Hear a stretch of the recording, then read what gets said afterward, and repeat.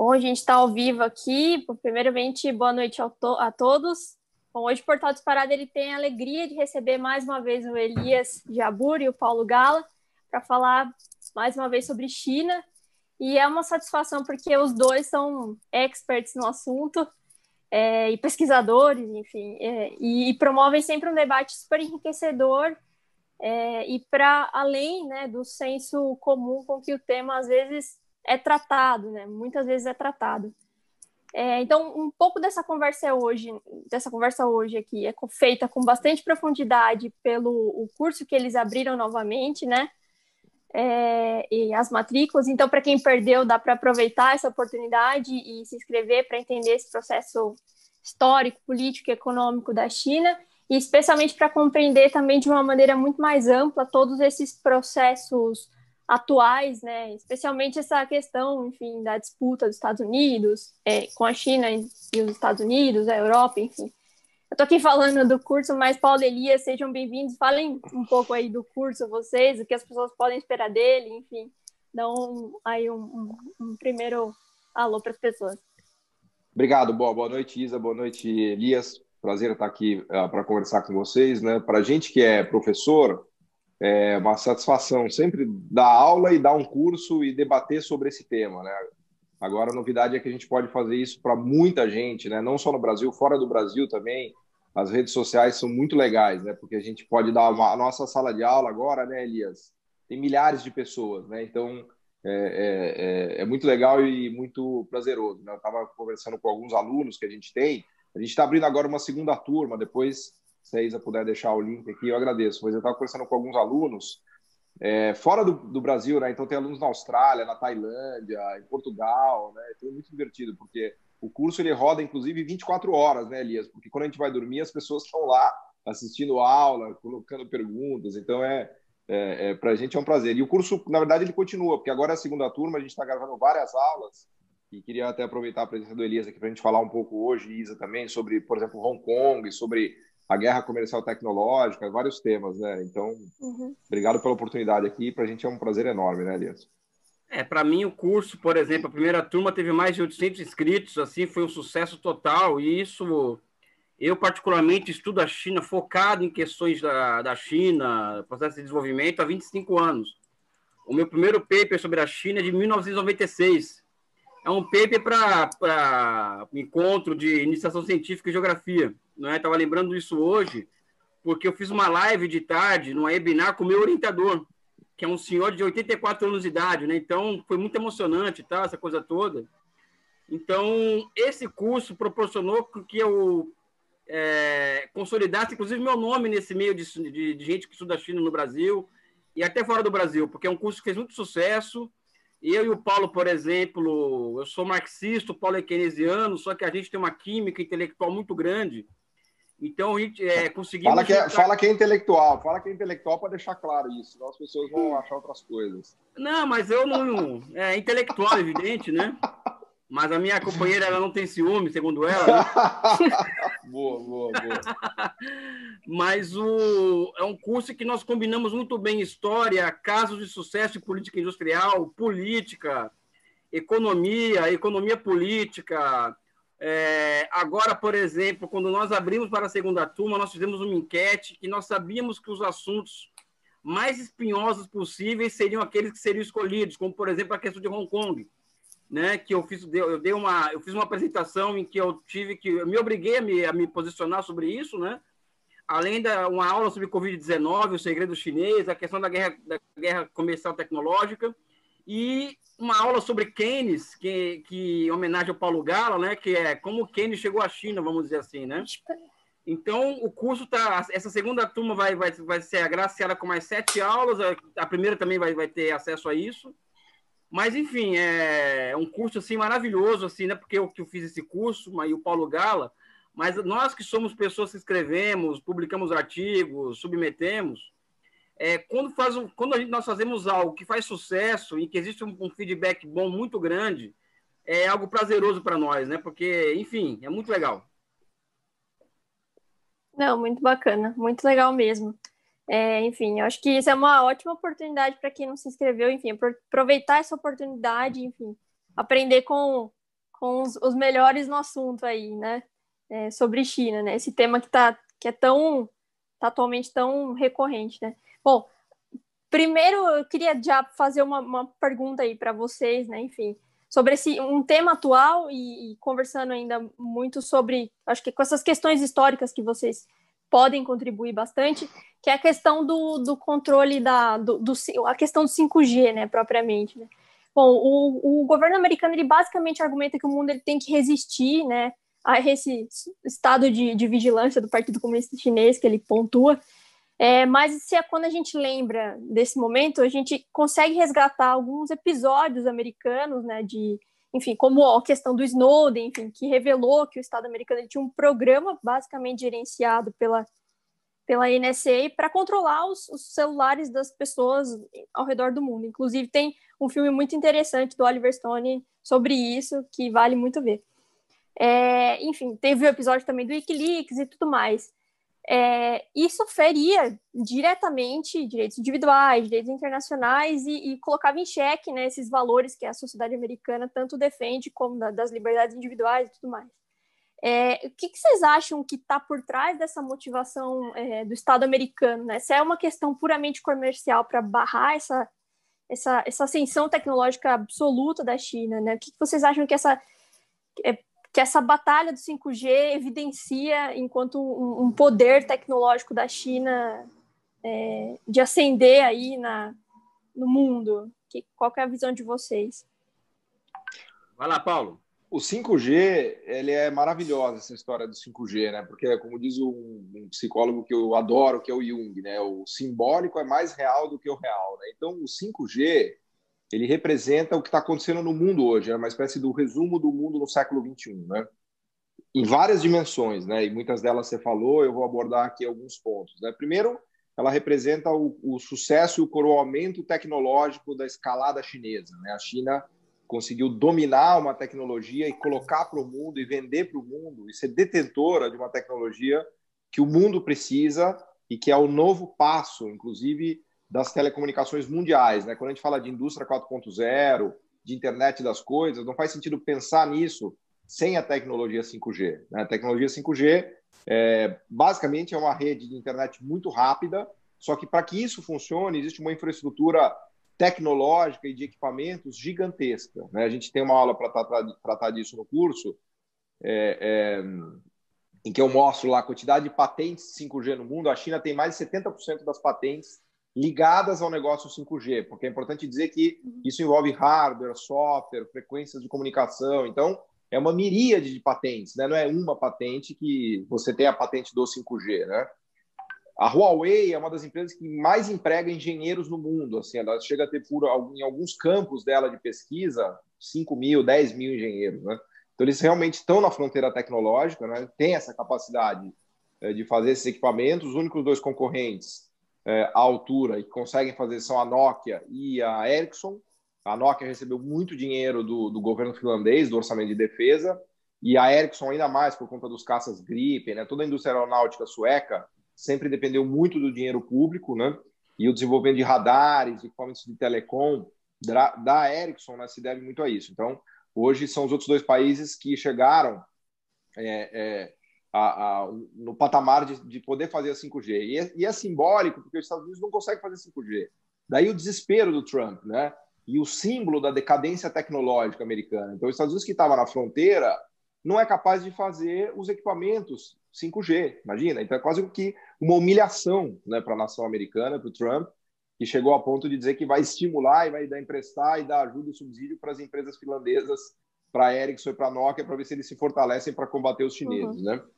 Ao mesmo tempo é simbólico, Elias, já vou passar a palavra para você falar da questão geopolítica, mas é simbólico porque muito do telecom, né, nos Estados Unidos depende já do 5G da Huawei. Por exemplo, os agricultores chineses usam equipamentos e agricultores americanos usam equipamentos chineses para fazer a conexão das fazendas e do campo com satélites. Então, eles dependem, a estrutura de comunicação da agricultura americana é dependente de tecnologia chinesa. Os americanos estão em pânico de saber que os Facebooks que eles monitoram, os WhatsApps e os YouTubes, né, que que a Isa mostrou aí, lembrou brilhantemente, né, do filme do Snowden, o Great Hack, né, se me falha a memória, né, que é maravilhosa, né, é o Great Hack mesmo, né? Não, eu acho que eu não sei em inglês, mas é Snowden, herói ou vilão. Não sei se é Great Hack. Não me lembro, enfim. Traduziram outro, assim. Pode ser que seja. Mas a ideia é essa mesmo. E é curioso, né? Porque os Estados Unidos são o rei da vigilância cibernética, né? Para usar um termo, né? E aí, de repente, eles perceberam que ia estar passando tudo por equipamentos chineses. Então, os chineses eles iam monitorar o que os Estados Unidos estão monitorando, né? É um meta-monitoramento, digamos assim, né? Aí eles falaram, puta, isso aí vai dar ruim, né? Então, eles fizeram todo esse movimento, né, de bloqueio, de usar toda a parafernália ocidental e americana para destruir a imagem de China, né?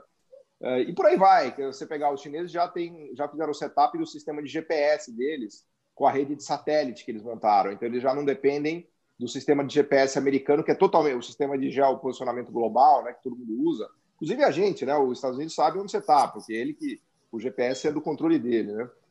E os chineses já têm o próprio sistema de GPS, né? Então, realmente uma guerra tecnológica poderosíssima, né, Elias? Mas explora você um pouco mais as questões, não só econômicas, como geopolíticas também, né? Eu acho que o Paulo já falou o essencial, porque no fundo o que o Paulo está falando é que existe uma luta pelo poder no mundo hoje. O 5G é só a ponta do iceberg, né? Porque o 5G ele toca numa questão que é muito sensível, que é essa questão das tecnologias de comunicação e de informação, não é? E o mais vergonhoso é que os americanos não têm o que colocar no lugar, não é?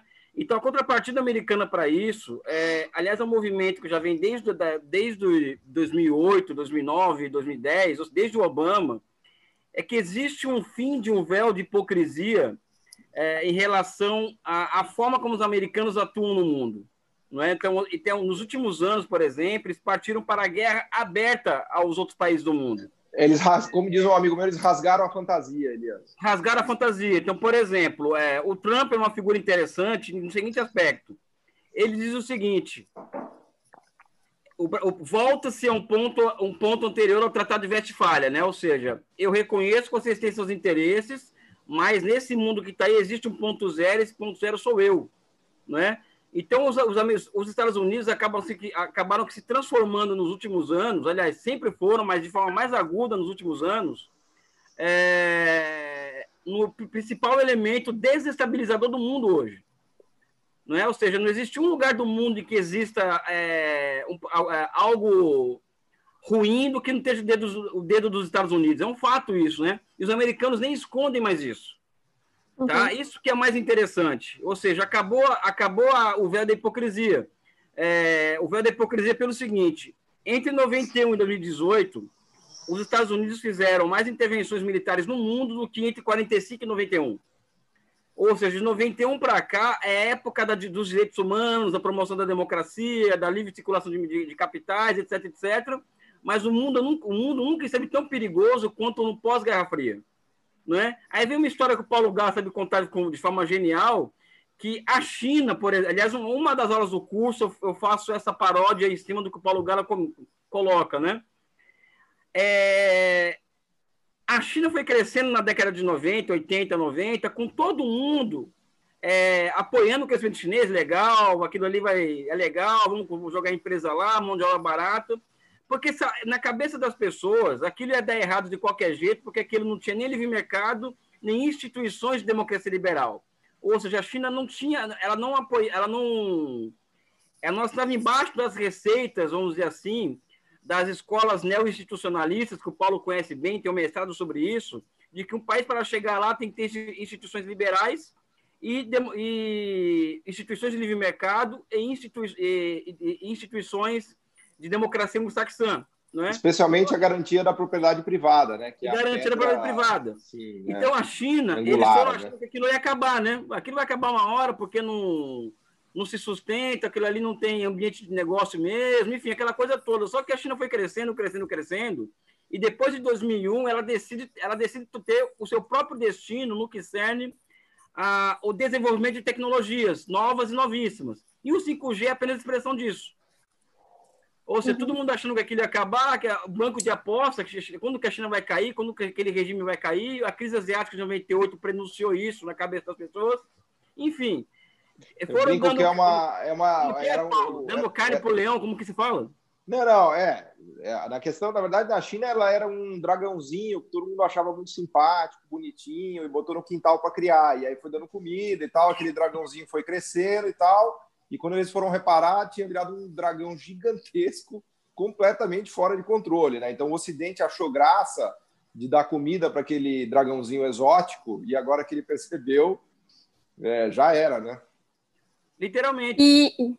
Tá. E o papel por exemplo, que você comentou até na outra live, do investimento de longo prazo, né, que o Estado chinês proporcionou para propiciar essa tecnologia, ele teve um papel, imagino, fundamental, né, nesse ponto, que acho que sem o qual, imagino eu, não deve ter sido possível. O mundo inteiro se ludibriando com o consenso de Washington e a China fundando o Banco de Desenvolvimento, promovendo corporatização de empresas estatais, ou seja, fazendo tudo, segundo o Paulo Gala, como que é? O Brasil foi o melhor aluno. Foi o pior aluno. A China é o pior, A China foi o pior aluno disparado do Consenso de Washington. Ela foi expulsa da escola, na verdade. E o Brasil foi o melhor aluno. Ou seja, no curso, a gente conta essa história toda da China, sabe? Banco de desenvolvimento. Tem uma aula só sobre banco de desenvolvimento, por exemplo. Quando falamos do Geshen Kron, que é um autor que eu gosto muito, que trabalha com o papel das instituições, principalmente aquelas relacionadas ao financiamento de longo prazo, nos processos de desenvolvimento. Ou seja, nós falamos de uma aula de Geshen Kron na China, em que eu trato diretamente dessa questão do financiamento de longo prazo. Não, e tem uma questão desculpa te interromper, Elias, do financiamento, assim, eu até quero reler um dos livros que eu mais gosto sobre esse tema, que é do...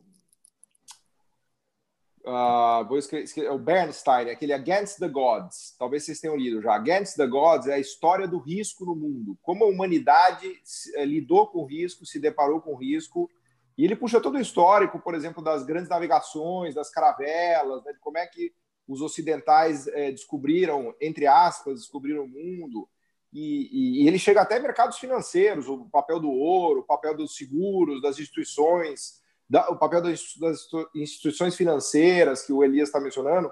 Então, a coisa do risco, né? E eu trabalho no mercado financeiro, se tem uma coisa que eu me preocupo e que eu lido todo dia é risco, né?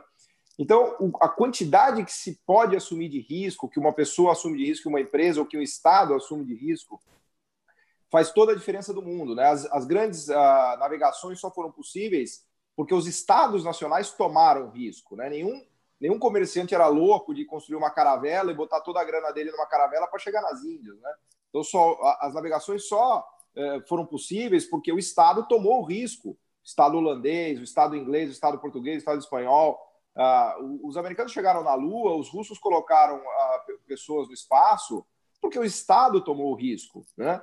E a China é detentora das patentes 5G porque o Estado chinês tomou o risco com seus bancos públicos, com o próprio fundador da empresa, para vocês terem uma ideia, ele era membro do exército do Partido Comunista. Você sabia, Elias? Não é nem do partido, ele era do exército. E eles tinham uma grande preocupação em desenvolver os próprios sistemas de telecomunicação para não serem monitorados pelos Estados Unidos. Agora, um cara lá teve uma ideia, falou, cara, dá para a gente fazer uma internet que ela é 100 vezes mais rápida do que a internet mais rápida que já existe. Só que vai demorar 20 anos para desenvolver essa tecnologia. Aí o outro cara falou, você tá maluco, né? Ele falou, não, dá para fazer. Quem vai tomar risco disso daí? É um empreendedorzinho chinês lá daquela cidade que só ele sabe falar o nome? Não, foi o Estado chinês que tomou esse risco e desenvolveu a tecnologia. Assim como o Estado americano toma risco, 500, 600 bilhões de dólares por ano é a verba de defesa, e tem muito risco tecnológico ali, e os bancos públicos têm esse papel-chave de tomar um risco. Eu trabalho no setor privado, eu sei o tamanho do risco que o setor privado carrega. Por exemplo, no Brasil, se não fosse o BNDES, a gente não teria o Parque Eólico do Nordeste. Hoje a gente produz mais de 10% da energia elétrica brasileira, mais do que Itaipu, com parques eólicos do Nordeste. Quem tomou o risco de fazer parque eólico no Nordeste? Foi o BNDES, né? Então, isso que o Elias está falando do Geshen Kron, né? Lá de trás, dos bancos públicos, quer dizer, é como as coisas funcionam, né? Não, muito bom, exatamente. Eu acho que isso é fundamental, né? Então, sem eles, fica meio que empiricamente comprovado que não tem como ir para lugar nenhum para alcançar aí o desenvolvimento. A China é um exemplo, né? Assim, eu acho que a China é muito importante sim. para o Brasil, né? Porque a China é um exemplo de tudo que o Brasil não faz e de tudo que o mainstream e a ortodoxia econômica e intelectual prega no Brasil, né? Então acho que a gente precisa esfregar a China na cara de todo mundo, né, Elia? Sim, exatamente. Travou. Acho que o Elias deu algum probleminha, travou. Mas vai lá, Elisa. Sempre que você vai perguntar alguma já... sempre que você vai perguntar alguma coisa, eu te interrompo. Não, mas não tem problema. São boas contribuições. Eu ia perguntar, mas eu não sei se o Elias tá... Ah, ele agora acho que ele caiu. Já ele volta aí. Ele deve estar... Já. Batendo cabeça lá. A gente começa a falar mal dos Estados Unidos e os sistemas derrubam. Cai tudo. Aí, né, você intervém aqui e paralisa o negócio. Então, inclusive, a próxima pergunta que eu vou fazer é relativa ao tema do imperialismo, né? Que vocês essa você vai ter que fazer para ele. Ele que é o grande...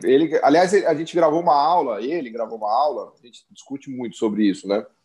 Mas ele gravou uma aula só sobre imperialismo, né? Que é uma discussão legal. Muito legal.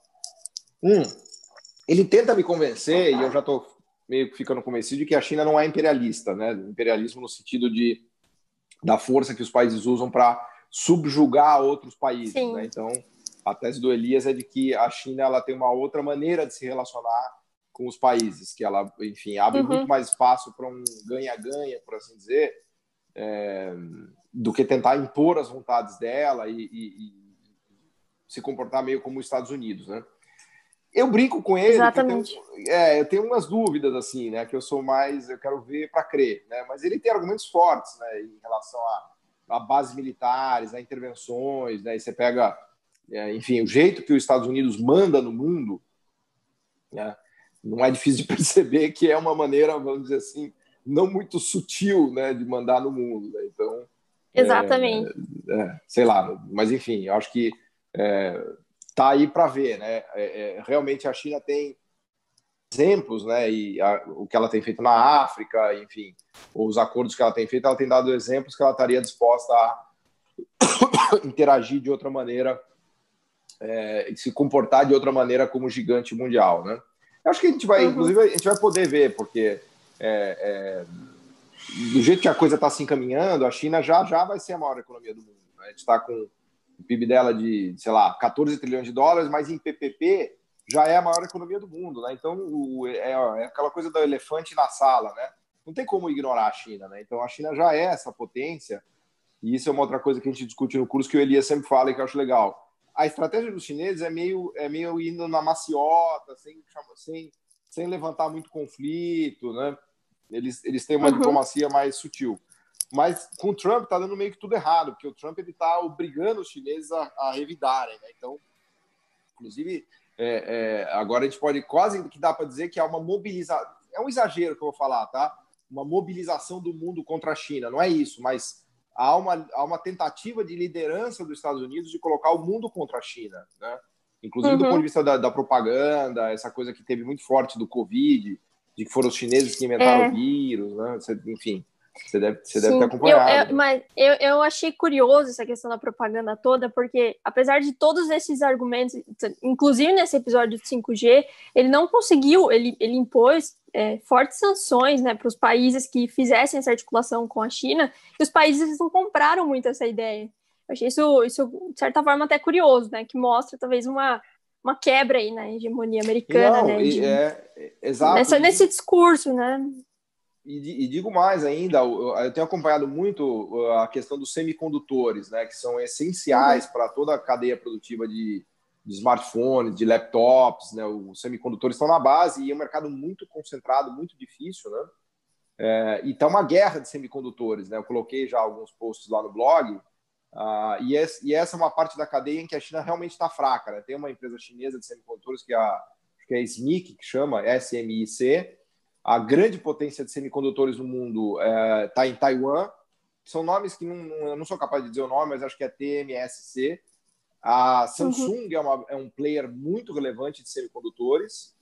E a Huawei ela precisa dos semicondutores tanto de Taiwan quanto da Samsung e da Coreia, né, para produzir tudo que ela faz, né, todos os equipamentos de telecom, tudo que vai chip e tal, tem a dependência dos semicondutores. Claro que os Estados Unidos produzem também com a Intel, são grandes produtores, mas já estão perdendo um pouquinho a corrida tecnológica na questão dos semicondutores. Parece que tem a última geração de semicondutores que a Intel ainda está atrasada, né, quando comparada, por exemplo, com essa empresa de Taiwan e com a Samsung. Mas só para reforçar o ponto que você estava falando, Isa, a Samsung está se aliando à Huawei para fornecer os semicondutores. Então, imagina o tamanho desse movimento, né, e o significado geopolítico disso, porque os Estados Unidos ele obrigou a empresa de Taiwan a não fornecer mais semicondutores para a Huawei. Simplesmente ele falou, porque os maiores clientes hoje dessa empresa de Taiwan são principalmente a Apple, né, e os grandes produtores de eletroeletrônicos americanos. Então a Apple, sei lá, ela consome, sei lá, 50% dos semicondutores do que vem lá dessa empresa de Taiwan. E o Trump e os Estados Unidos impuseram à empresa de Taiwan que ela não fornecesse mais os semicondutores para a Huawei, para tentar, vejam como se conecta naquele início de discussão nossa do 5G, né? Para tentar segurar o ímpeto da Huawei. E aí o que os chineses fizeram? Se viraram para a Coreia para fechar acordos com a Samsung. E a Samsung topou, né? Porque é exatamente o que você falou. Pô, é incrível como, se os Estados Unidos é o centro do mundo, ninguém vai se aventurar a ir contra os Estados Unidos. Mas, de repente, isso, Elias, pena que ele caiu aqui e não está voltando mais, mas se a China virou um polo de gravitação, né? Existe uma nova gravidade em volta da China, a Coreia, por exemplo, está vendo a importância e está se conectando com a China. De repente, ela vai ser obrigada a se alinhar à China e não aos Estados Unidos, né? Então, vamos dizer, essa ascensão tecnológica da China está assim, provocando mudanças nas placas tectônicas, né, da geopolítica mundial, né? Então, eu acho que é um negócio assim, é divertidíssimo de assistir, né? Claro que não é tão divertido assim porque a gente está nesse mundo maluco, né? E a gente sofre, a gente é vítima disso tudo, né? Mas do ponto de vista intelectual, analítico, né? E nesse sentido, o curso para a gente é uma diversão total, né? Porque é muito divertido se assistir tudo isso, né? Intelectualmente é um universo muito rico, né? Você vê como as esferas, e isso é que é legal do Elias também, né? Porque tem um conhecimento gigante de geopolítica, de história, de geografia, né? Originalmente ele é geógrafo, né? E aí é interessante você ver essa dança, né, de todos os campos do saber, porque tem interação de tudo, né? Na verdade, quando você estuda um fenômeno como a China, você percebe todos esses elementos aí se entrecruzando, né? O elemento da história, da geografia, da economia, da política, da geopolítica, da tecnologia, né? Então, é muito legal, muito legal. Mas vai lá, me fala aí que temas mais você tem. Isso aí são coisas que não podem se dissociar, né? Exatamente como você falou. Bom, eu vou aproveitar que, enfim, o Elias acabou não voltando, mas eu vou estender aí para você comentar um pouco de um tema que a gente acha bastante interessante, enfim, e até porque envolve, enfim, a China e tudo mais, que é a relação que vocês falaram que vão tratar agora de Hong Kong, também no curso, né, especificamente, e em relação a Shenzhen, né? Não sei se eu vou falar certo. Shenzhen. Eu falava Shenzhen, mas aí né? Tipo, os chineses me corrigiram que é Shenzhen. Shenzhen, então vamos falar corretamente. Shenzhen. Shenzhen, ela é uma região, né, da China que apostou bastante em desenvolvimento industrial, né?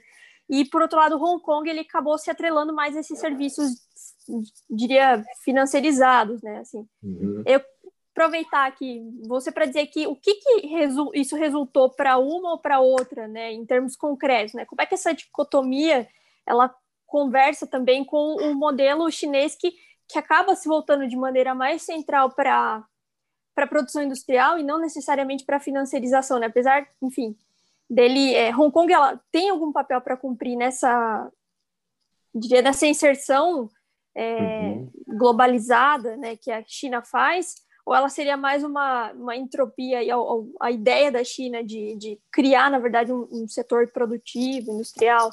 Como você vê essa dinâmica entre essas duas? Assim, Legal. Não dá para entender a história de Shenzhen sem entender a história de Hong Kong, né? Porque elas são duas cidades que estão uma do lado da outra, né? Ali na foz do Rio da Pérola, se não me falha a memória. E o Shenzhen foi plantada lá pelos chineses para, entre aspas, roubar Hong Kong, né? O que eu quero dizer com isso? Toda a falta de comando, de controle que os chineses tinham sobre Hong Kong, e até certo sentido ainda tem, eles tentaram dar a volta, né, produzindo ou construindo a própria Hong Kong deles. Então eu gosto de imaginar Shenzhen como a Hong Kong chinesa de verdade, do mainland, né?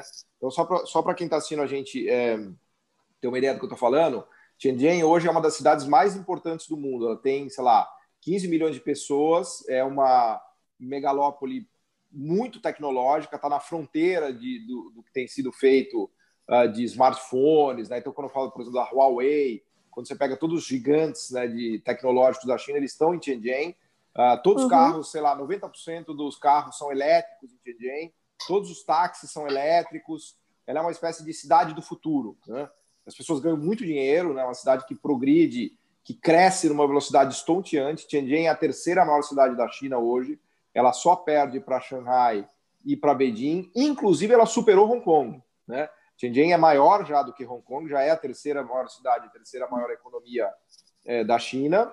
E a estratégia chinesa deu muito certo, porque qual foi a estratégia chinesa? Eles sugaram todo o tecido industrial que existia em Hong Kong para Shenzhen. Então, Hong Kong passou por um período de desindustrialização gigantesco, até parecido com o Brasil, né?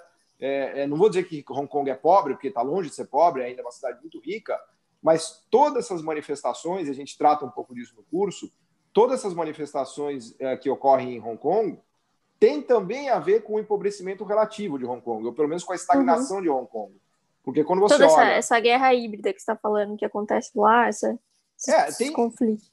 Não, então, mas tem a coisa do governo chinês que realmente está apertando o cerco, ele prendeu agora recentemente aquele jornalista, mas a onda de revoltas que a gente viu em Hong Kong me lembra um pouco até as revoltas de 2013 contra a Dilma. Sim. São revoltas de insatisfação, mas também com a condição econômica, é isso que eu estou destacando aqui. Hong Kong, que era uma fronteira de desenvolvimento do mundo nos 80 ou talvez até os 90, perdeu esse espaço completamente para Shenzhen. Então é como se os chineses tivessem tirado o coração tecnológico de Hong Kong e implantado esse coração tecnológico em Shenzhen. Então, ao fazer isso, eles desindustrializaram completamente Hong Kong. Você olha os dados, eu tenho um gráfico até depois, se eu me lembrar, eu mando para vocês.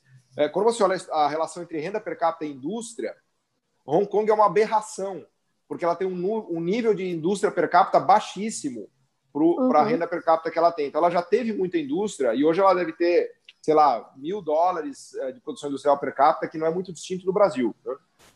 E ela virou um centro basicamente financeiro, de serviços, conforme você falava, mas o fato é que o ímpeto, né, econômico, o dinamismo econômico de Hong Kong desapareceu e foi todo para Shenzhen, né?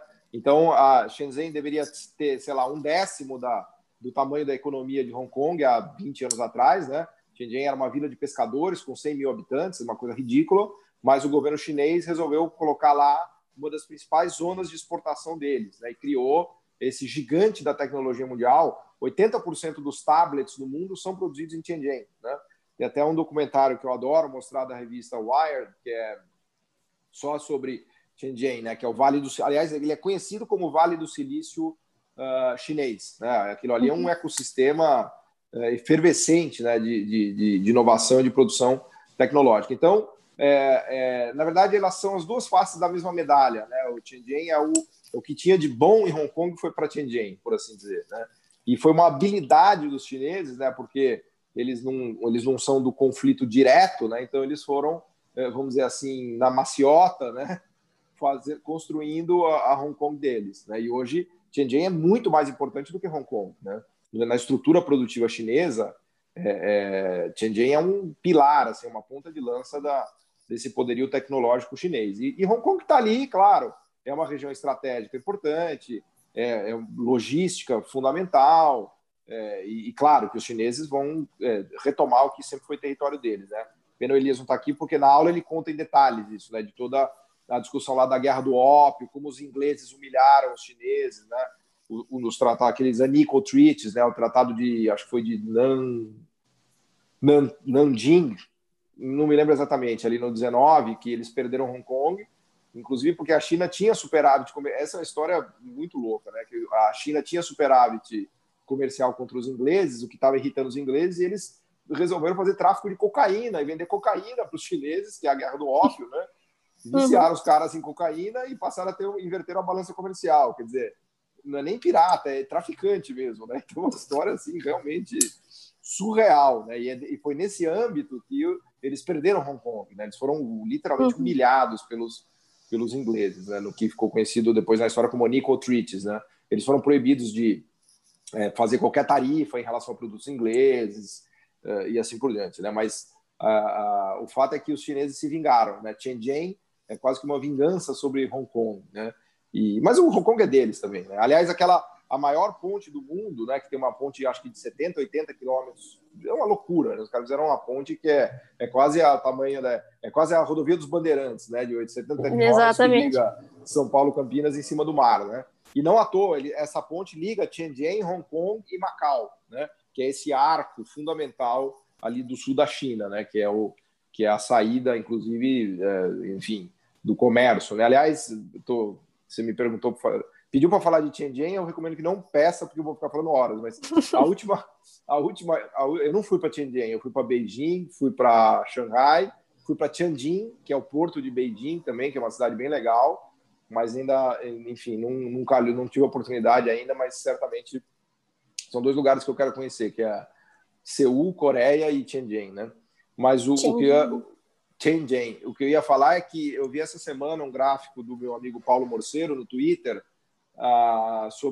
mostrando o tamanho dos portos, né? Não sei se você viu isso, os maiores portos do mundo. Quantos milhões de containers eles movimentam, né? E o principal porto do mundo acho que é Shanghai, né? Deve ter mais uns 40 milhões de containers, e Tianjin está por ali também, deve ser uns 20, 30 milhões, e fiquei chocado ao descobrir que o porto de Hamburgo, né, que é o maior da Alemanha, movimenta 10 milhões de containers, um quarto de Xangai, um quarto, né? Você que é especialista de infraestrutura se eu estiver falando besteira, me corrija, porque eu não sei nem se é milhões de containers, tá? Mas a proporção é válida, né? E Santos é 5 milhões.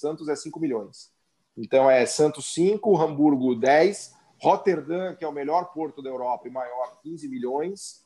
Aí Tianjin vai, acho que 20, 30 e Xangai 40 milhões. Né? Então, dos 20 maiores portos do mundo, 10 são chineses. Né? Aliás, o Los Angeles, que é o maior porto americano, fica em 5º lugar, eu acho.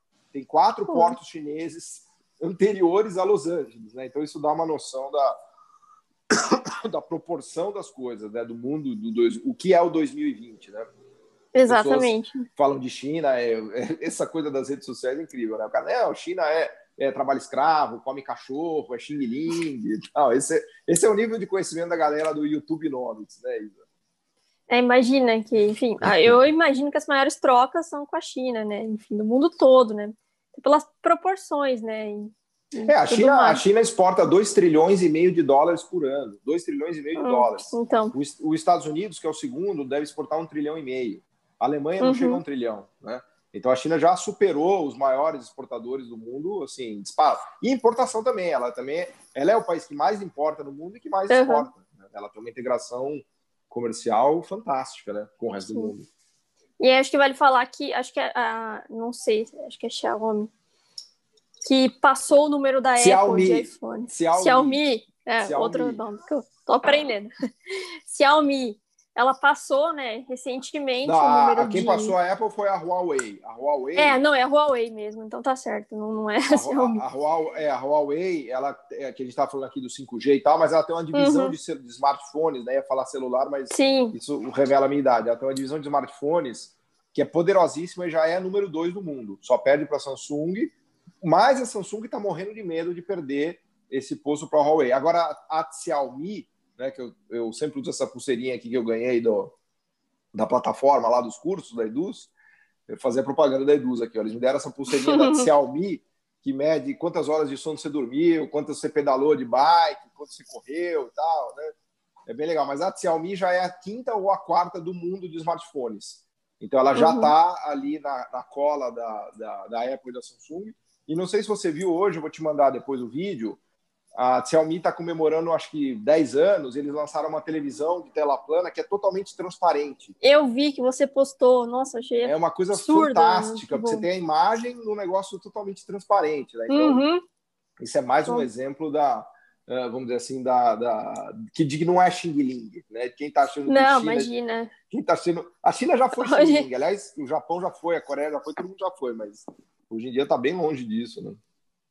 Não, eu vi o post que você colocou da TV, achei um absurdo, tipo, super tecnológica. E esses dias eu tava até fazendo uma busca eu achei que a Xiaomi ela tem uma balança super tecnológica, tipo, que eles chamam de bioimpedância, ela mede uma série de coisas, que não só o peso, enfim, e ela conecta com essa pulseirinha aí que você falou Olha só. do Mi Band, enfim. Então, eles têm uma série de coisas aí, enfim. Não é Xing Ling, não, já passou essa fase. É a parte de equipamentos hospitalares, eletroeletrônicos também, em geral, exato. sei lá, ar-condicionado, ideia, né? Os caras estão avançando em os carros, né? Os carros elétricos chineses. A China hoje é a meca mundial de carro elétrico, com exceção da Tesla nos Estados Unidos. Aliás, a Tesla já está montando uma fábrica lá em Wuhan, né, que é onde começou a coisa do Covid, né? Mas Wuhan é uma espécie de epicentro dos carros elétricos, né? A BMW está montando fábrica de carros elétricos na China, não porque a mão de obra é barata, mas porque o ecossistema produtivo tecnológico está lá, né? Então vejam, e isso está deixando o governo alemão desesperado, né? O governo alemão está fazendo várias medidas para tentar estimular o avanço da indústria de carros elétricos na Alemanha. Imagina a ironia do destino que vai ser os alemães perdendo a indústria automobilística mundial. Já estão, né? Para Hyundai, Toyota, eles já apanham muito, mas agora na fase dos carros elétricos podem apanhar até para a China, né? Imagina que loucura, né? Não, sim, são umas super marcas, né? Tipo, bem exatamente. irônico. Exatamente. Bom, enfim, vou seguir aqui numa pergunta que, Vamos lá. enfim, o Elias talvez poderia contribuir, mas acho que dá para a gente conversar bastante sobre isso. Bom, é a questão que vocês vão tratar também no curso agora do imperialismo, né? Que tem esse ponto, enfim, o neocolonialismo também, muita gente pontua, né, a China como agir dessa forma, né? E é o que você estava comentando, né? Que isso é um pouco diferente da postura dos Estados Unidos, né? O que eu queria, né, que você comentasse um pouco seria no sentido de há uma série de ajustes que a China faz com os países, por exemplo, da África, mesmo agora com o Irã, e isso é um caso interessante de comentar, porque talvez você falasse um pouco disso, e que envolve, na verdade, esses ajustes que eles chamam de modelo, dentro da infraestrutura, eles chamam de modelo angolano, né, que na verdade, você vincular petróleo por infraestrutura. Né? Isso por si só teria que ter um certo cuidado de análise. Né? Eu não sei se isso permitiria por si só dizer que a China está sendo neocolonialista ou imperialista, mas não sei se em todos os casos isso leva a um desenvolvimento para esses países, né, propriamente. No caso do Irã, pelo que eu vi recentemente, isso vincula com um aspecto mais tecnológico, de troca mesmo, de uma infraestrutura mais de ponta. Acho que eu até vi uma matéria do Elias comentando, e isso teria um componente mais significativo para esses países. Queria que você falasse um pouco disso, se essa relação com a China ela é mais proveitosa, e também um pouco do fato de que alguns países da África, eles têm, né, petróleo, por exemplo, acho que é a Nigéria, né? E se isso seria, esse tipo de relação com a China seria algo mais benéfico do que acontecer o que seria, acho que a doença holandesa, né? Como é que você vê essa relação? Como que ela pode ser benéfica? E sob esse ponto de vista das pessoas acusarem que lá há um neocolonialismo, mas que às vezes pode ser proveitoso uma relação para desenvolver o país, né? Que às vezes está numa condição bastante periférica e subdesenvolvida. O Elias, né, certamente te diria que a relação com a China é muito melhor do que a relação com os Estados Unidos, né? Que a China, o modelo dela de inserção no mundo, da diplomacia dela, é um de, vamos dizer assim, de estímulo do desenvolvimento nacional de outros países e de trocas genuínas e não de subjugar sei lá, elites nacionais genuínas e colocar elites mais alinhadas aos Estados Unidos ou coisas do gênero, né? Eu sou mais cético, eu brinco com ele, eu quero ver para crer, né? Porque a China ainda não é a potência mundial, então ela ainda faz uma espécie de... não é política da boa vizinhança, mas ela está conquistando o mundo ainda, vamos dizer assim, sendo boazinha, né? O Elias não gosta que eu diga isso, mas, assim, se você olhar esse One Belt, One Road, né, a Rota da Seda, ela realmente está fazendo investimentos gigantescos de infraestrutura em toda a África. Ela está ajudando muito esses países e, claro, a troca e a moeda de troca são as commodities, né, que você bem mencionou, como principalmente petróleo, minério, gás, né, toda a relação, por exemplo, que ela tem feito com o Irã, né, que é um pedaço ali muito estratégico, né, por conta da geografia, da posição do Irã, né. Então ela até a Malásia, a Tailândia, o Vietnã, né, todo o sudeste da Ásia, a China com esse One Belt One Road, ela está meio que reconstruindo a infraestrutura, claro que, né, voltada para a China, né, infraestrutura que não que vai para os Estados Unidos, mas que vai para a China, né, e com isso ela quer se beneficiar e ela está ajudando os países no sentido mais da construção, vamos dizer assim, de infraestrutura, trocando por recursos naturais, minerais, basicamente energia, né? Então eu não diria que ela, vamos dizer assim, vai promover um comércio, indústria, intraindústria, ou no sentido de ajudar a sofisticação produtiva tecnológica desses países, né? Ou seja, evitar a doença holandesa, para usar o termo que você usou, né? Forçar a especialização deles. Eu tenho dúvidas, né, de se a gente poderia de verdade acreditar na China, né? Até porque, da ótica do Brasil, a inserção do Brasil com a China é horrível, né? A gente exporta minério de ferro e soja, né? A nossa inserção, a nossa relação comercial com a China é a pior possível, né? Porque a gente vende o que há de pior e compra o que há de melhor, né? E aí o Elias te diria, olha, mas o Brasil fez isso porque ele quis fazer isso, né? Não foi uma imposição da China. A China não chegou em nenhum momento no Brasil e falou, olha, eu quero que você só venda soja e minério de ferro, né? Então, segundo o Elias, é um argumento que faz sentido, né? Poderia se imaginar um outro tipo de comércio entre Brasil e a China, se o Brasil assim quisesse. Um pouco na linha de Brasil e Argentina, se quiser, né? O melhor comércio que o Brasil tem, infelizmente, né? E eu falo isso porque a Argentina também é um país que se perdeu na história, mas do ponto de vista industrial, o Mercosul seria o caminho óbvio para o Brasil aumentar a escala produtiva dele, né? E, eventualmente, a China, a gente poderia ter essa relação com a China, mas eu sou meio cético, né? Eu acho que a nossa doença holandesa é muito violenta, né? A nossa vantagem comparativa em petróleo, soja e minério de ferro é gigantesca. E pior ainda, a China, ela meio que sem querer destruiu a nossa indústria, meio que sem querer. Ela competiu com a nossa indústria, né? Ela competiu com a nossa indústria, desbancou a nossa indústria, a indústria brasileira, no mercado interno e no mercado internacional, né? Tem uma aula do curso até que o Elias me escreveu aqui, disse que teve um shutdown de internet na casa dele, de energia elétrica, que ele ficou a pé lá, que ele não vai conseguir voltar para a gente tocar.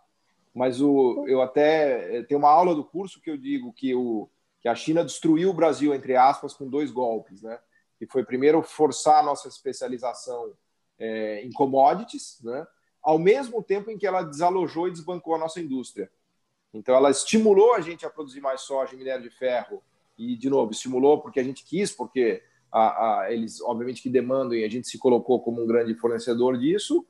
E ao mesmo tempo, ela chegou com aquela escala industrial descomunal, né? E matou a indústria brasileira também. Claro que a gente deixou o câmbio sobrevalorizar, enfim, fez uma abertura agressiva de tarifas nos 90, que os chineses não fizeram. Os chineses demoraram muito para entrar na OMC, então eles foram espertos, né? O Brasil foi meio bobão, né? Então, mas a China meio que detonou a nossa indústria, né? Parte da explicação, não só do Brasil, do mundo inteiro, né? Parte da desindustrialização dos países emergentes hoje no mundo é explicada pelo avanço da China, né? Basta você dizer que a China tem hoje uma produção industrial de 4 trilhões de dólares e o Brasil de 180 bilhões de dólares. Chega a ser ridículo até, né? A indústria da China hoje é 20 vezes maior do que a brasileira, sendo que nos 80 a nossa produção industrial era maior do que a da China e da Coreia somadas, né? Para vocês verem como o Brasil realmente se perdeu completamente na história, né, Isa? Podemos aproveitar que o Elias não está aqui e a gente fala mais mal da China, daí, porque ele não está aqui. Não vai ter o contraponto, tá? Não, mas eu acho que em grande medida isso faz sentido o que ele fala, porque ela não... ela autoriza, na verdade, essa construção de projetos nacionais, né? Assim, ela não adentra tanto a estrutura, ela não exige essa que a gente estava comentando, né, das reformas e tudo mais, ela não exige essas mudanças estruturais de tal maneira a impor o seu modelo, né? Eu acho que muito disso também leva em conta o fato de que para ela é estratégico ter esses aliados para fazer frente a essa estratégia americana, né? Então, não faça tanto sentido, talvez, e seja um pouco menos do aspecto volitivo aí da China, do que ela quer ou não quer, mas mais estratégico, né? Acho que não faria sentido subjugar outros países e sim tê-los como aliados, né, nessa estratégia que ela leva como win-win, ganha-ganha aí, do que qualquer outra coisa. Mas é interessante esse aspecto. Então, ela tá mais pianinho, né? O que você falou, ela tá indo pianinho para ganhar alinhados ali na Rússia, no Irã, fazendo acordos incríveis que não se imaginava há anos atrás com o próprio Irã e com a Rússia, né? Então ela está fazendo uma política de bons amigos, né? Enquanto que os Estados Unidos não, os Estados Unidos ele já é um trator, ele já entra tratorando no país, já enfia FMI goela abaixo, reformas estruturais e aquelas coisas que a gente já conhece, né? Exatamente. Teve o recente episódio dele querer adquirir todas as vacinas lá do... Enfim. Bom, o que eu queria te perguntar é que teve, o Pequim, recentemente, ele começou a testar a moeda chinesa, né, que foi apontada como a Forbes, como seria o pesadelo aí do dólar, né, enfim. Eu queria que você comentasse um pouco se isso teria algum tipo de proporção para tomar essa frente do mundo, né, tomar essa frente do dólar, na verdade, no cenário mundial. Como você vê isso, né, em relação à hegemonia aí do dólar, né, que é uma moeda de reserva, se isso tem algum potencial para mudar essa questão ou não, nos próximos anos? Eu acho que para já não, porque tudo que a China avançou em termos tecnológicos, produtivos, ela não avançou em termos financeiros. Aliás, foi de propósito isso, né? Foi uma estratégia dela manter o sistema financeiro todo público, estatal, né? O sistema privado lá é uma pequena franja de não mais do que 10% do sistema financeiro chinês. Então, imagina que o sistema financeiro chinês é um monte de caixa econômica, de Banco do Brasil, de BNDES, né? Numa proporção gigantesca. E a moeda chinesa é não conversível, ou seja, eles têm controle de fluxo de capital, é muito difícil colocar dinheiro na China, é muito difícil tirar dinheiro da China, a não ser que seja pela via da exportação, da importação e do investimento direto das multinacionais. E não vejo, vamos dizer assim, no horizonte próximo, uma conversibilidade da moeda chinesa, né? Até porque os chineses têm bem claro que você ter um sistema financeiro privado com moeda conversível é uma receita perigosa, né, no sentido de se criar crises financeiras. Repare que a China não teve nenhuma crise financeira desde sempre, né? Você não consegue lembrar quando foi a crise financeira da China, né? Não dá para lembrar. Ela teve outras crises na época do Mao Tse-tung e tal, mas não há uma crise financeira porque não existe um mercado financeiro privado, né? A pré-condição para você ter uma grande crise financeira, uma bolha que estoura ou coisas desse tipo, é ter um sistema financeiro privado que não existe lá. E o sistema financeiro privado ele pressupõe uma moeda conversível também, né? Você precisa ter em algum grau a abertura de fluxo de capitais, né? Que você permite os capitais entrarem, saírem. Pensa no caso do Brasil, né? O Brasil, você pode tomar dinheiro lá fora, as pessoas podem investir no Brasil, né? A gente hoje trabalha com plena liberdade de capitais, a moeda brasileira ela é praticamente conversível, livre, praticamente conversível, né? No sentido de que a gente tem uma abertura muito grande das suas conta de capital. E a China não quer fazer isso. Pelo menos por hora, me parece que isso daí é a última das prioridades deles. Eles querem deixar o câmbio super competitivo, né? Porque esse câmbio dá uma força, vamos dizer assim, exportadora industrial muito grande, tanto é que eles são acusados, né, de currency manipulator, né, pelos americanos, de grandes manipuladores da moeda, faz tempo, né? E assim eles querem manter. E eles querem manter o sistema financeiro estatal público, porque eles têm medo, né, de ter uma grande bolha, como teve o Japão, por exemplo, no início dos 90 e assim por diante. Então, é muito difícil você imaginar que o yuan vire a moeda do mundo, tendo a China um sistema estatal e uma moeda não conversível. Porque o dólar, mesmo com a decadência americana, o dólar ainda é a moeda mundial e será por muito tempo, né? Porque os Estados Unidos têm o maior sistema financeiro do mundo e todas as transações do mundo são liquidadas em dólar, né? O dólar é a moeda franca, né? Assim como o inglês ainda é a língua franca, né? Talvez o mandarim chegue primeiro no mundo do que a moeda chinesa. Então, não vejo assim. E na minha cabeça não vejo isso em 50 anos, tá? Eu não vejo a moeda chinesa ocupando espaço, né? Nenhum espaço, na verdade. Eu acho que, do ponto de vista de moeda, demora muito tempo ainda para a gente ver aí uma nova moeda, né? E o próprio euro, você pegar, o euro, assim, 80% das transações no mundo são liquidadas em dólar. Euro é 10%, depois ien, franco suíço é mais 5%, e depois todas as outras moedas não somam 5%, né? Então tem uma hierarquia muito clara, né? Claro que é isso que você falou, a China tem feito transações com o Irã, com Rússia, para pagar na moeda local, então ela paga em yuan, recebe em rublo, ela tem estimulado um pouco essas transações nas próprias moedas para depender menos, né, do dólar. Mas daí a dizer que a moeda chinesa vai virar uma moeda global, a gente está muito, muito longe ainda, minha impressão. São mais trocas isoladas, né? Exato, no bloco, coisas entre parceiros comerciais, mas você não vai ver outros países do mundo usando a moeda chinesa como uma moeda de reserva, por exemplo. Não, interessante. Paulo, eu vou aproveitar para fazer, então, duas perguntas que eu vi aqui no chat. Fizeram, na verdade, eu vou fazer uma primeira e você responde e depois eu faço a segunda. A primeira aqui é do Leonardo Alves Correia. Ele fala para você falar um pouco sobre as vantagens comparativas adjacentes, no caso do Brasil e da China, como instrumentos para tornar a estrutura produtiva mais complexa. Essa ideia de vantagens comparativas adjacentes eu gosto muito, né? Porque é uma grande discussão entre economistas, né? Se você deve seguir suas vantagens comparativas ou não para se desenvolver, né? E eu costumo brincar que os países pobres eles têm vantagem comparativa em ser pobre, né? Porque um país que só produz minério de ferro, só produz soja, só produz bens agrícolas, será sempre pobre, né? Não existe país no mundo que seja rico que só produza isso, né? Eu não quero dizer que produzir isso te deixa pobre. Você precisa produzir isso mais outras coisas, né? Então, quando você olha Estados Unidos, quando você olha até a Austrália, que muitos falam, a Austrália tem uma produção industrial de quase 100 bilhões de dólares. Ela está entre as 20 maiores produções industriais do mundo. Até a Nova Zelândia tem uma produção industrial per capita quase 3 vezes maior do que o Brasil, de 3 mil dólares, né? Potências agrícolas como a Holanda, como a Espanha, são potências industriais também, né? Então, o desafio de um país emergente é superar as vantagens comparativas dele.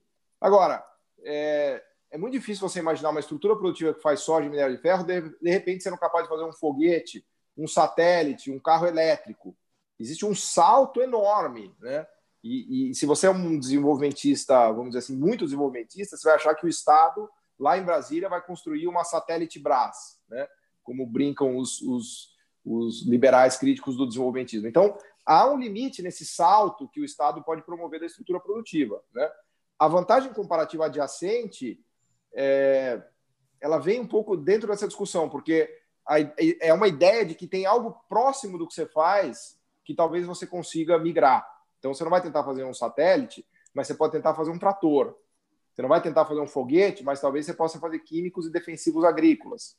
Então, tem coisas próximas do que você faz, que são as vantagens comparativas adjacentes, que podem te ajudar no caminho do desenvolvimento econômico. Aliás, essa é uma ideia muito cara, né, fundamental para os econofísicos, para o Ricardo Hausmann, para o César Hidalgo, para toda essa turma, né? E a China foi construindo isso, né? Vejam que, por exemplo, Shenzhen, né, que a gente já falou, era uma vila de pescadores. A vantagem comparativa, claramente, de Shenzhen era pescar. Se você deixasse Shenzhen solto lá, iria virar uma cidade pescadora a vida inteira, né? pesca, né? Aí os chineses falaram, não, vamos fazer uma zona especial de exportação para eletroeletrônicos baratos e sapato e indústria low-tech. Então eles cederam terrenos para multinacionais, deram subsídios, colocaram tarifas para proteger os chineses, fizeram compras públicas, deram financiamento público e criaram essa indústria low-tech. Quando você cria uma indústria low-tech, começam a aparecer vantagens comparativas adjacentes próximas, de medium tech. Então, sei lá, de repente você monta uma moto, né? Aliás, a Maquila é um bom exemplo disso, né? De repente você começa montando uma moto, você traz o pneu da Malásia, você traz o motor do Japão, você traz o banco de Vietnã, né? Montou a moto, são uma maquiladora de moto. Um próximo passo talvez seja fazer o banco, fazer o pneu.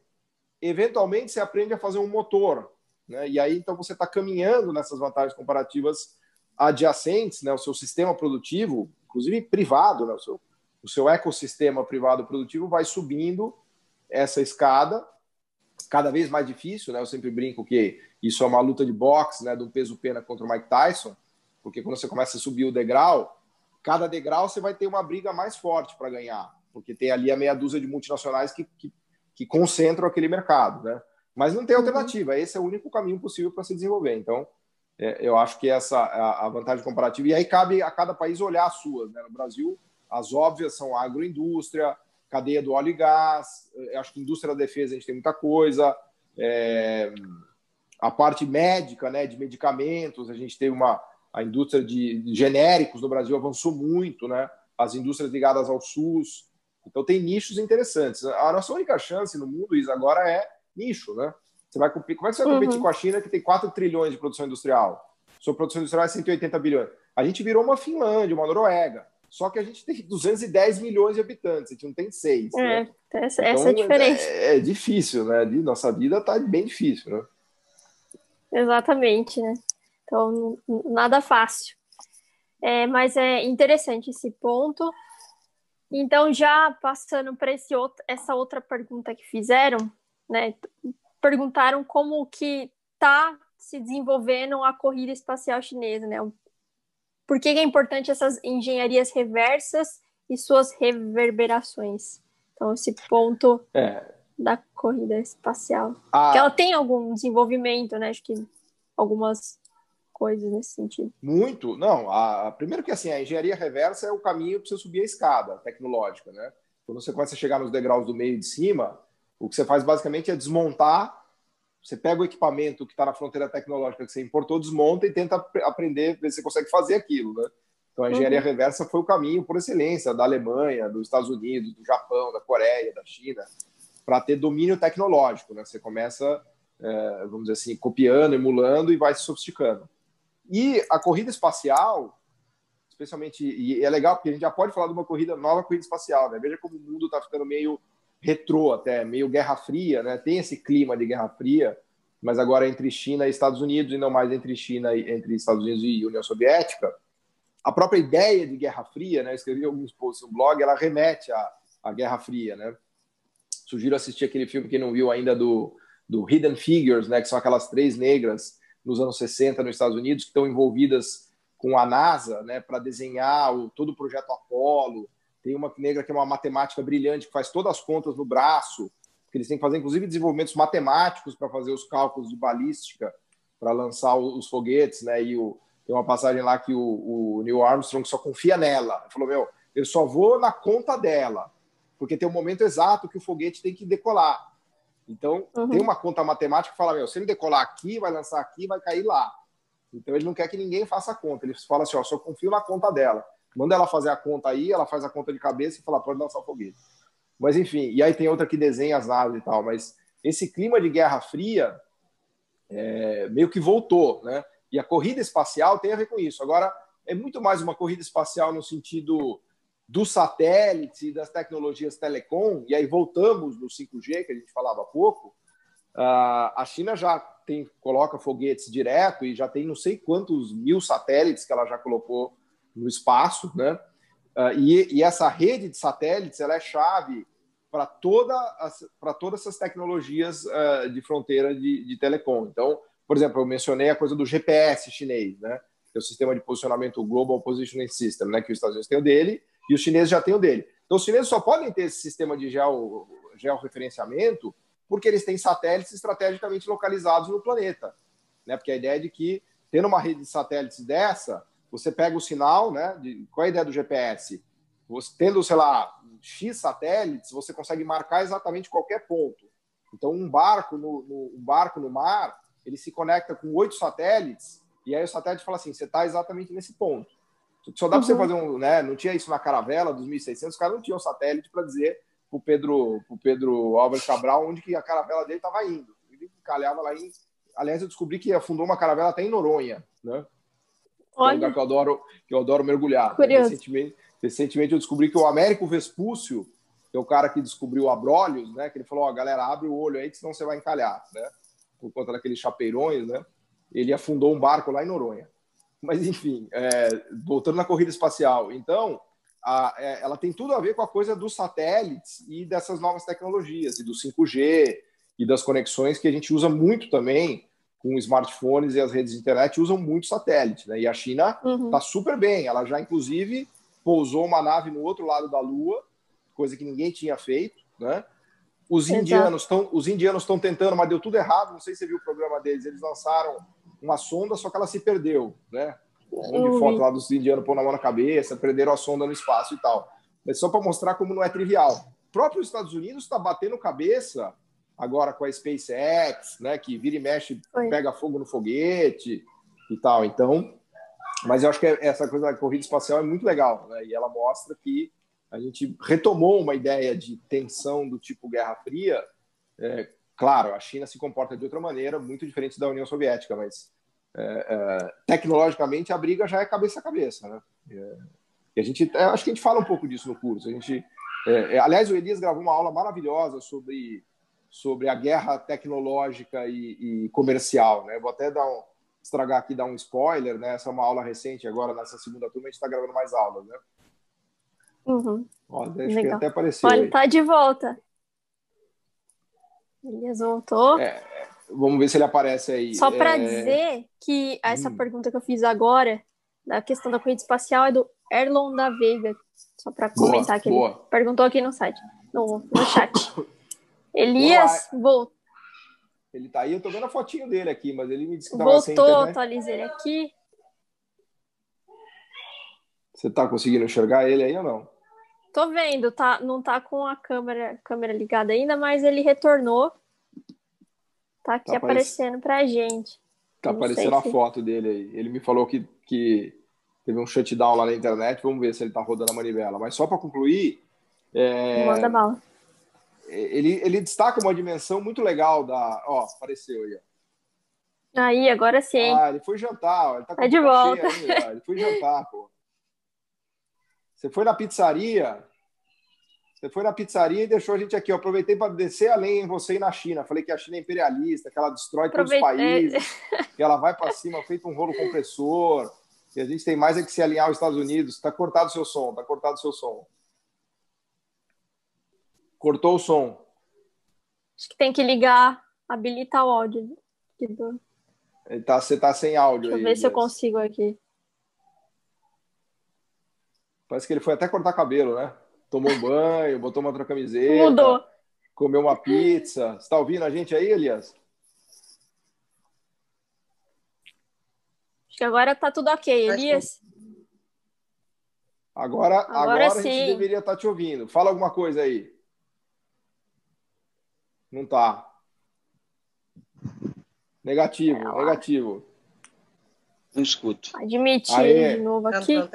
Agora sim. Agora eu te ouvi. Agora eu tô te ouvindo. Você tá me ouvindo? Tô te ouvindo aí. Opa, agora sim.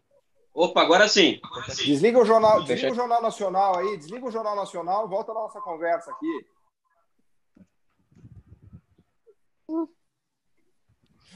Mas, enfim, vamos ver lá. Enquanto ele bate cabeça, só para concluir essa coisa do... Aí, cheguei. Boa. Ainda bem que você veio, porque eu realmente estava detonando a China aqui, cara. A gente precisa de você para agora tem um reforço aqui, Elias, em defesa da China.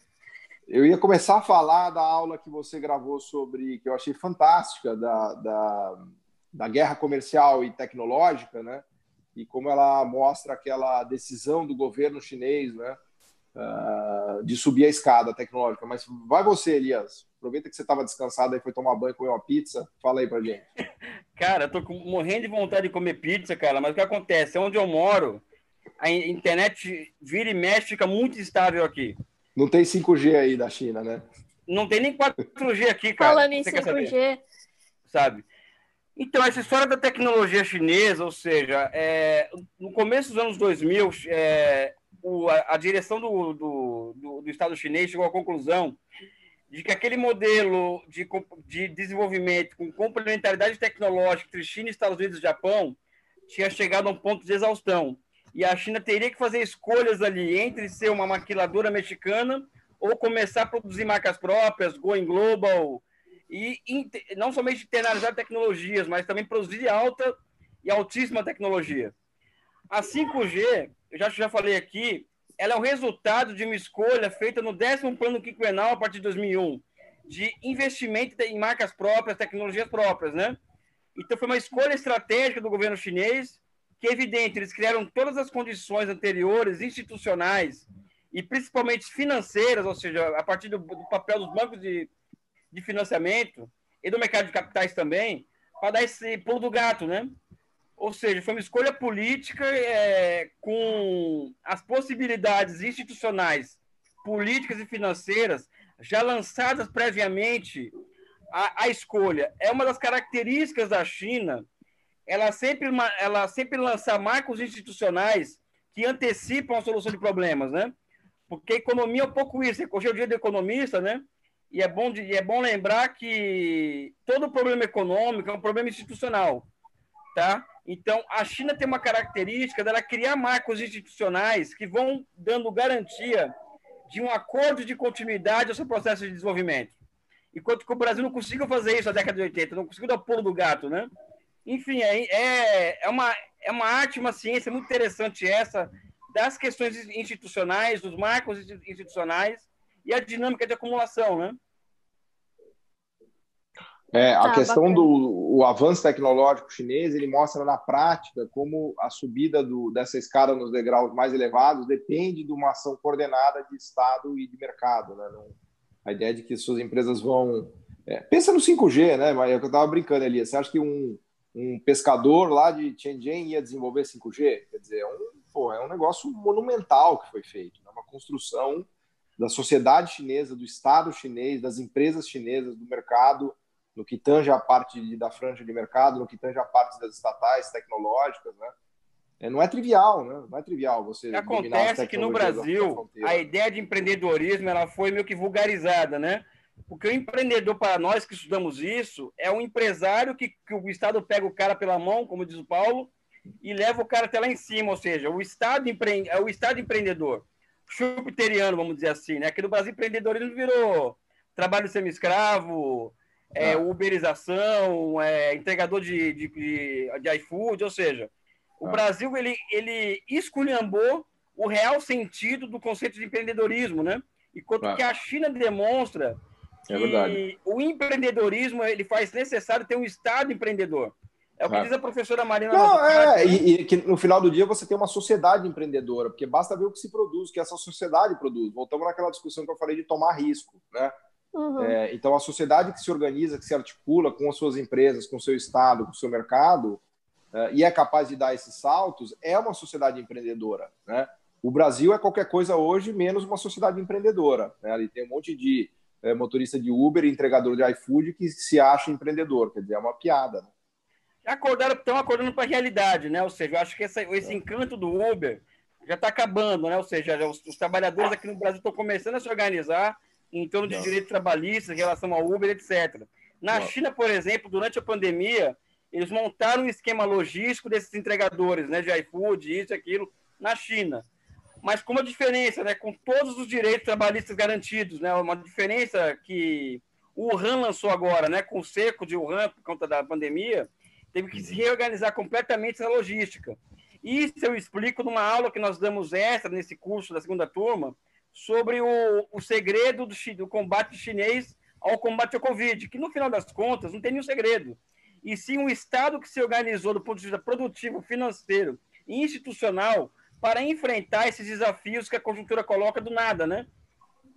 Não tem segredo. O que tem é um Estado pronto, ou seja, uma economia de prontidão, uma economia de guerra mesmo, que consegue fazer a reconversão industrial da noite para o dia, e por aí vai, né? Ultimamente, tem surgido os dados do número de empresas, estão falando que foram 9 mil cadeias produtivas revertidas industrialmente para o combate ao Covid. Isso não é uma brincadeira, entendeu? Não é uma brincadeira. Isso daí. Um outro ponto, não é bastante. Mas pode falar, pode perguntar. Não, eu ia só comentar que é bastante, que eu acho que isso conversa bastante também com o que você coloca da construção milenar da China, né?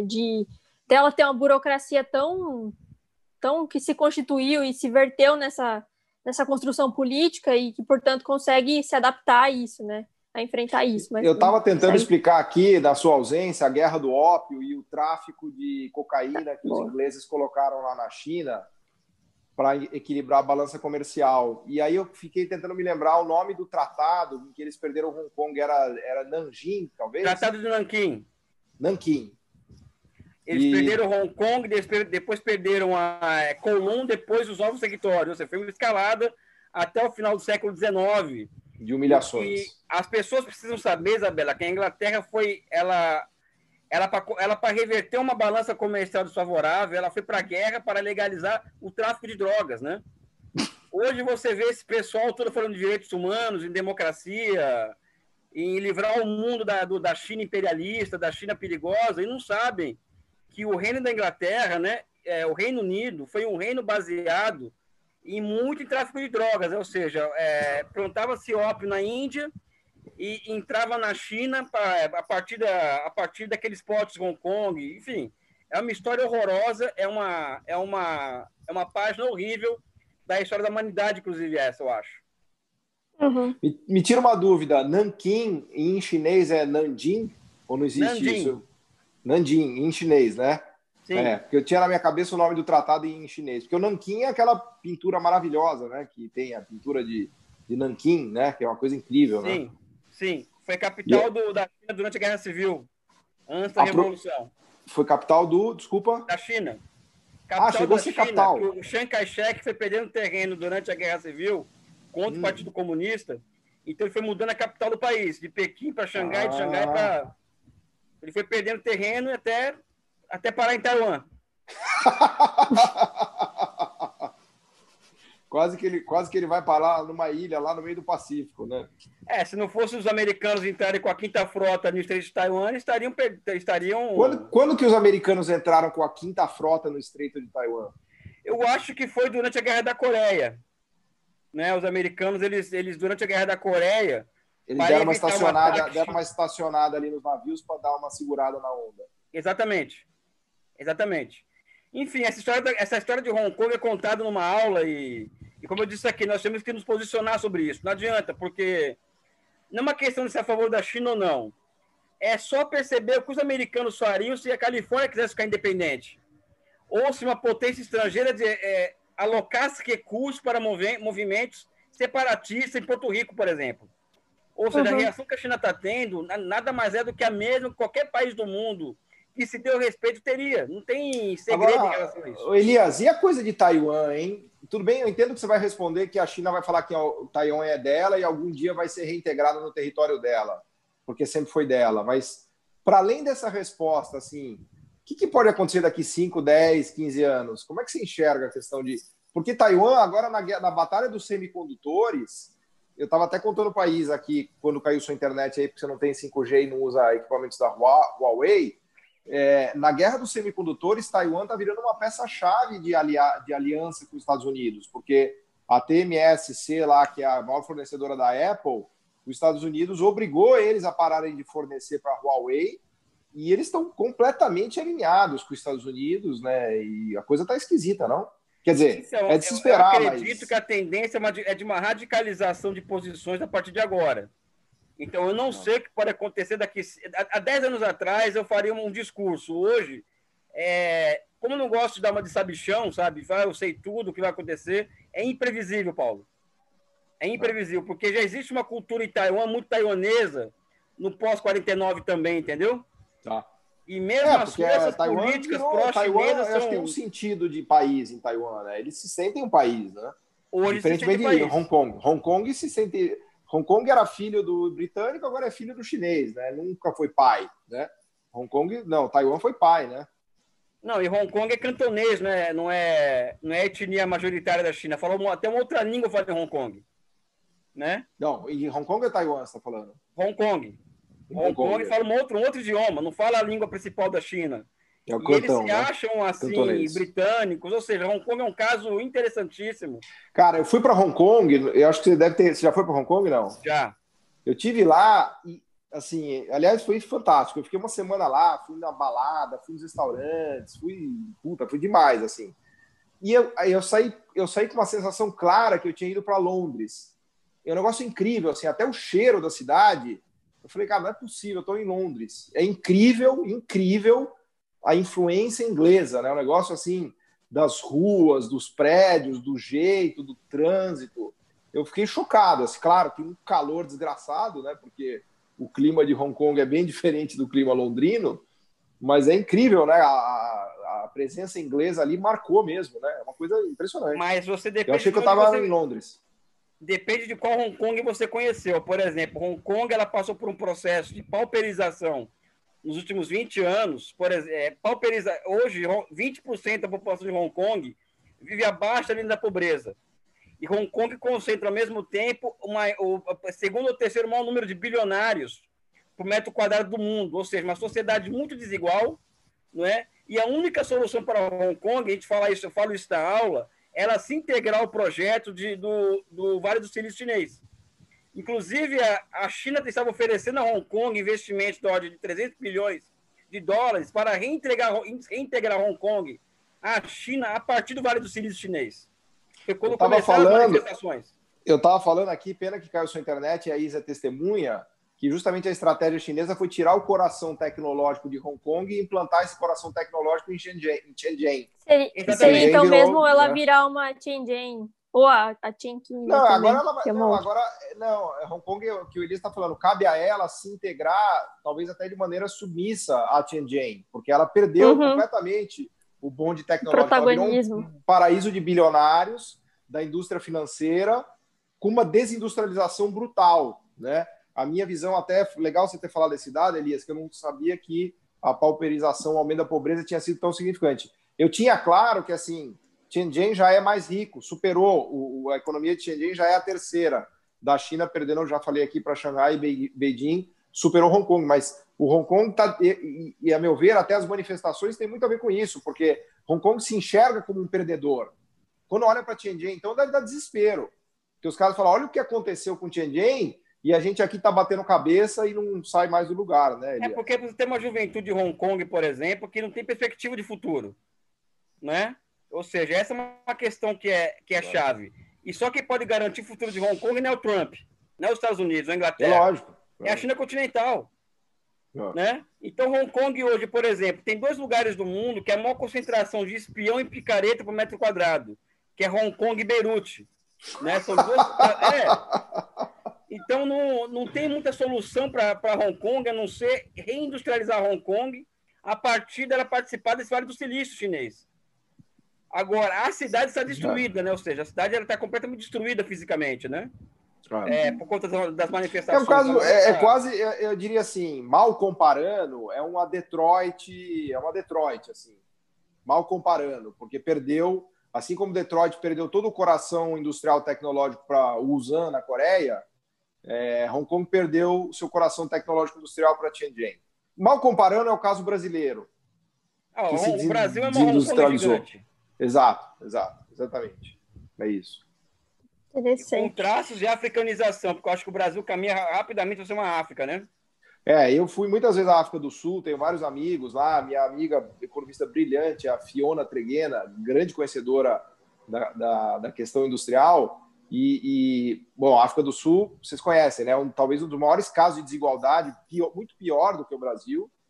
Você anda lá com uma população de 1% bilionário, o resto um mar de pobreza devastador, desemprego de 20%, 30%, favelas sem fim.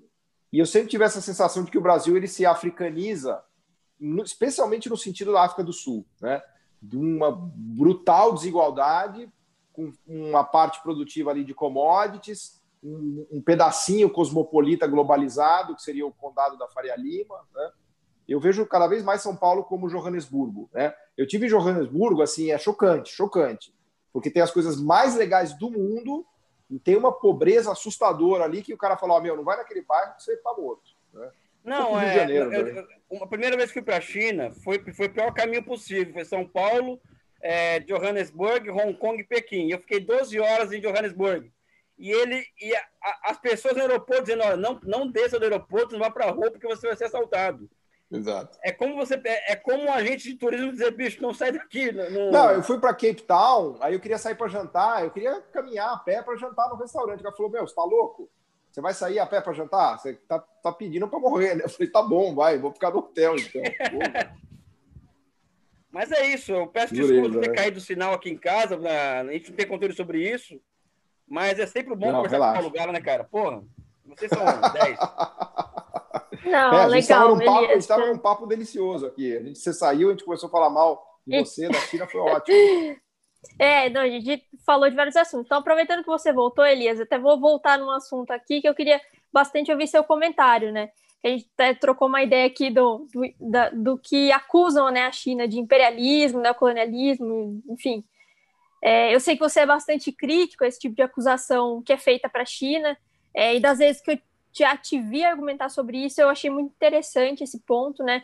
Porque eu acredito que, como eu estava comentando para o Paulo, a forma como isso assume hoje, né, o fato de que os Estados Unidos ele impõe um neoliberalismo, de certa forma, até incapacitante para os países, uma série de reformas, enfim.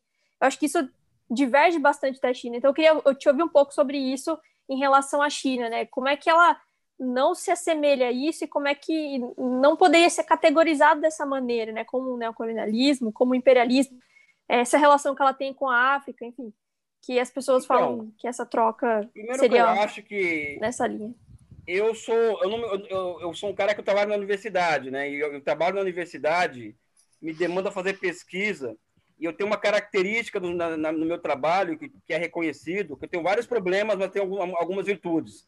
Eu sou muito rígido conceitualmente, sabe? Imperialismo é um conceito de análise, ela não é uma palavra de ordem. Você não acusa ninguém de imperialista porque você acha o outro feio. Você tem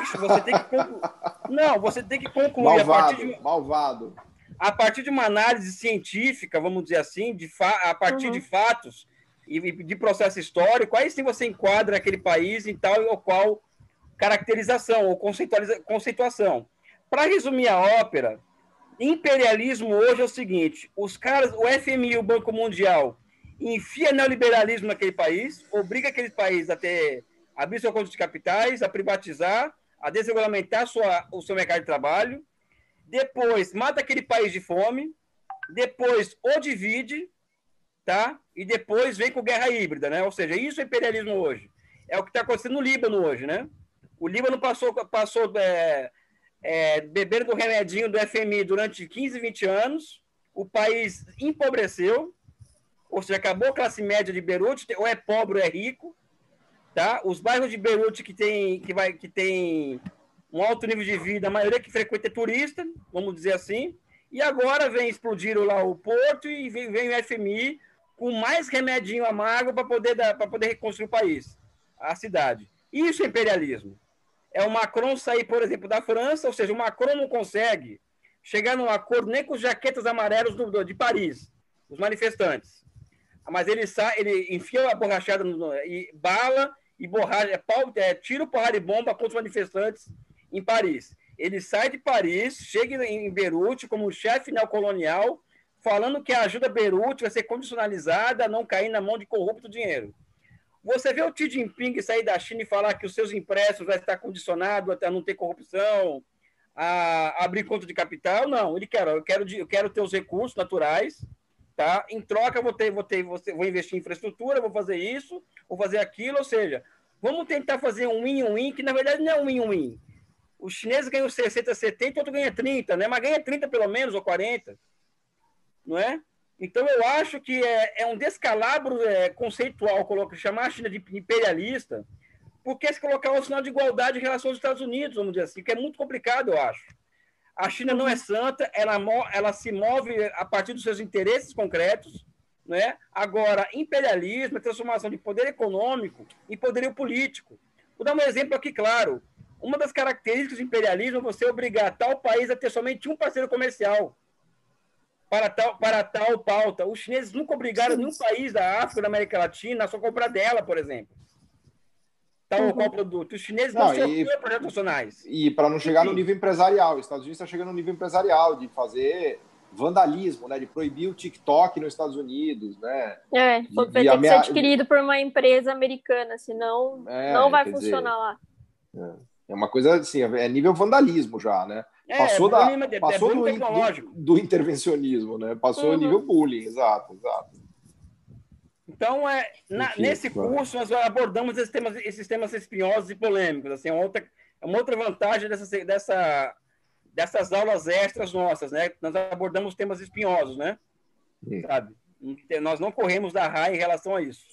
Como é que a gente está, Isa? Porque eu estou chegando aqui, já acho que vou ter que sair. Como é que estão as perguntas aí? Se tem mais alguma coisa? Não, já vamos encerrar, que a gente queria trocar essa última ideia com o Elias aqui. Valeu, essa pergunta foi muito boa. Aproveita que ele saiu, ele está com gás aí, mas eu queria só ver se tem mais alguma pergunta aí do pessoal também, do YouTube e tudo mais. Não, acho que o que a gente já tinha separado, a gente já falou. Bom, surgiu uma outra pergunta, que o André tá perguntando, ele tá aqui no chat perguntando da live, André Roncalha, novamente.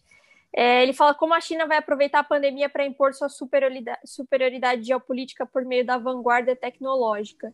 Então, fazendo essa última pergunta aqui e vocês respondendo, eu acho que a gente já está aqui com uma hora e meia de live, a gente conversou bastante e, enfim, apesar da contribuição do Elias, foi muito boa, né, nessas perguntas que a gente fez aqui, apesar do probleminha que aconteceu, mas foi muito bacana, acho que a gente já pode encaminhar aí para as considerações finais. Então, passo para vocês responderem essa pergunta e aí depois a gente já pode seguir para o fim. Eu não acho que Vai lá, Elias, fala você, porque eu falei demais já. Eu não acho que os chineses vão impor um poder político a partir da sua supremacia tecnológica, financeira, etc. O que vai acontecer? Os chineses têm uma noção de tempo histórico muito grande, ou seja, eles sabem que todos os impérios, todas as dinastias, isso, aquilo, chega uma hora que cai. Assim, então, o imperialismo norte-americano vai ter seu tempo histórico, vai chegar um ponto em que ele vai cair, não de maduro, eles vão espalhar muita violência pelo mundo ainda, o mundo vai ficar cada vez mais perigoso por conta disso daí, mas eu não vejo que a China impondo, vamos dizer assim, o seu poderio político a partir da sua supremacia tecnológica ou financeira. Eu acho que isso vai acontecendo aos poucos, no jogo de Weiqi. O Weiqi é um jogo, é uma dama chinesa, um xadrez chinês, em que tem mais de 300 variações de jogo. Como é que joga? Como é que é o Weiqi? É um xadrez? O Weiqi é um xadrez com mais variações de jogadas, vamos dizer assim, né? Então, mais que xadrez. É um tipo de um xadrez. E a política externa chinesa é muito baseada nesse jogo. Então, cada movimento que o inimigo faz, ele abre várias oportunidades de movimento de si mesmo, né?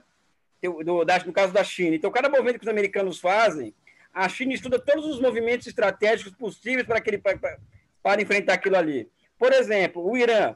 A China demorou 4 anos para fechar um acordo com o Irã. Não foi na hora, no calor dos acontecimentos. Não, esperou o tempo chegar para ter um bom acordo em que o Irã se desse muito bem e também a China se desse muito bem. Não é? Então, é um jogo que é jogado na base da ciência e da arte, né? E é um pouco isso, né?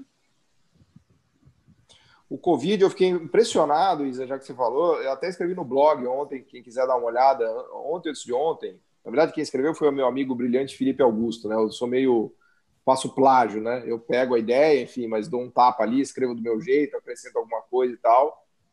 E incrível a coisa da pesquisa que eles têm feito de genética e de genoma, né, Elias? Acho que eu até te mandei.